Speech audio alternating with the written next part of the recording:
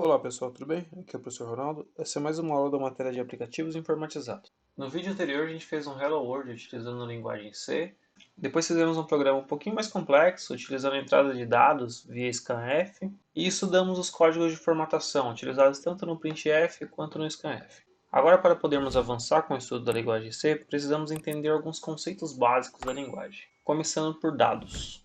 Vamos entender o que são dados, quais os tipos de dados da linguagem C, e os seus modificadores. Dado é uma sequência de símbolos quantificados ou quantificáveis. É a base do estudo dos algoritmos. Os dados são valores fornecidos pelo usuário do programa. Eles podem ser obtidos através do processamento de arquivos, de banco de dados, entrada via teclado, igual fizemos no exemplo com o scanf. Eles são armazenados temporariamente em variáveis para que sejam processados de acordo com as especificações do algoritmo que estamos trabalhando. Para garantir a integridade do resultado obtido, devem ser classificados de acordo com o tipo do valor a ser armazenado na variável, evitando problemas ocasionados pelo fornecimento de valores inadequados à operação realizada. Ou seja, cada tipo de dado tem que ser armazenado num tipo de variável específica. Isso acontece porque a linguagem C é uma linguagem altamente tipificada.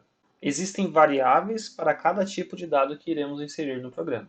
São 5 tipos de dados que existem na linguagem C. O caractere, o tipo char, ele é utilizado para representar caracteres do formato ASCII2. Os caracteres alfanuméricos, os símbolos especiais, como o arroba, o cifrão, qualquer coisa do tipo. Existem os dados do tipo inteiro, o int, utilizado para representar números inteiros. O ponto flutuante, tipo float, utilizado para representar números reais, ou seja, números que possuem casas decimais. Existe também o ponto flutuante de precisão dupla, o double. Ele é igual ao float, mas ele tem uma precisão maior, tem mais casas depois da vírgula. E existe também o void, que representa um tipo de dado nulo. Aqui vale um parênteses. Isso tudo que eu estou falando para vocês é o C-ANSI, ou seja, é aquela definição do C lá de 89. Existem plataformas que criaram novos tipos de dados. A linguagem C é muito versátil, então ela é utilizada em muitos casos. Uma aplicação muito comum para a linguagem C é a programação de microcontroladores. Um microcontrolador muito famoso no Brasil, que normalmente é programado em C, são os microcontroladores da família PIC. E existem compiladores específicos para esse microcontrolador. Por exemplo, CCS, MicroC. E nesses casos, a linguagem C é modificada. É utilizado todo o que existe de base da linguagem e são acrescentadas novas funcionalidades. Por exemplo, a ideia MicroC, ela criou um tipo de dado chamado bit. É um tipo de dado que não existe na linguagem C padrão que estamos aprendendo aqui. Mas nesse compilador específico existe esse outro tipo de dado.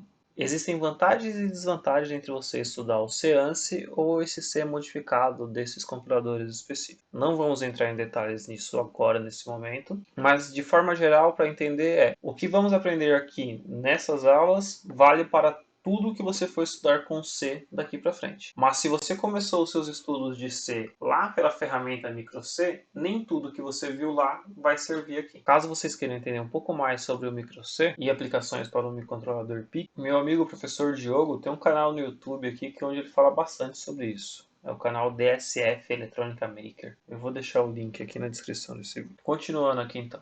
Existem também os modificadores de dados em C.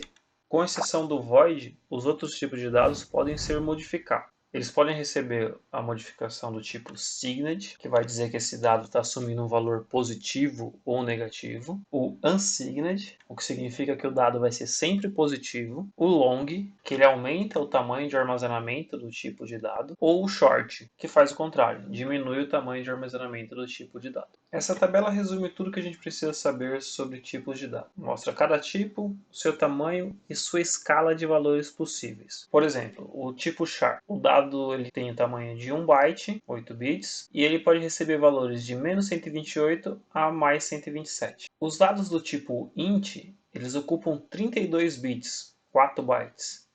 E tem toda essa faixa de valores gigantesca aqui que eles podem ocupar. Isso quando estamos trabalhando num ambiente de 32 bits.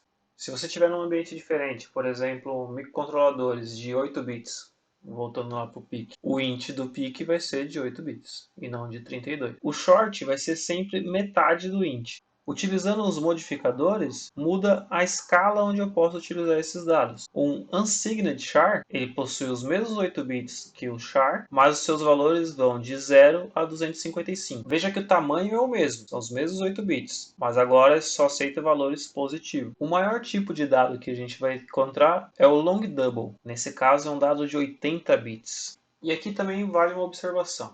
Tem muita gente que, por preguiça, acaba definindo todas as suas variáveis como um float ou um double porque sabe que vai servir para tudo. Porém, você vai estar utilizando espaço de memória desnecessário. A linguagem possui tantos tipos de dados que é para você, de acordo com a aplicação, escolher o tipo correto. Em ambientes onde você tem restrição de memória, falar de novo de microcontroladores, isso aqui é um grande problema. Se você utilizar o tipo de dado errado, você vai ter um estouro de memória e não vai conseguir fazer o seu programa rodar. Para os exemplos que a gente vai ver aqui, dificilmente a gente vai encontrar um problema, porque estamos no ambiente PC, né? Então a gente tem uma oferta de memória muito grande, mas nem sempre vai ser assim.